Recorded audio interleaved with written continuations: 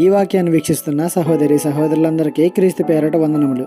ఈరోజు వాక్యం ద్వారా దేవుడు మనతో చెబుతున్న మాట, నిశ్చయముగా దేవుడు నిరర్ధకమైన మాటలో చెవిని పెట్టడు, సర్వశక్తుడు వాటిని లక్ష్యపెట్టడు. యోబు గ్రంథము 35:13.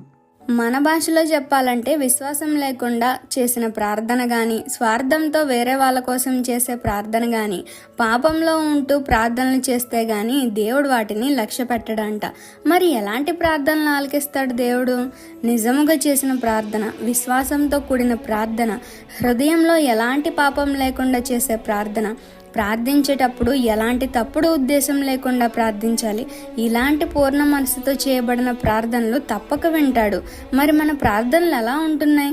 ఒక దైవజనుడు అంటాడు, మనం ప్రార్థించడానికి ముందు మన హృదయం పవిత్రంగా, మన ఉద్దేశం నిజాయితీగా ఉండాలి అని. మరి మనం ఎలా ఉంటున్నాం? ఈ చిన్న సువార్త పరిచర్యలో మీ సహోదరులు. God bless you. ఆమెన్.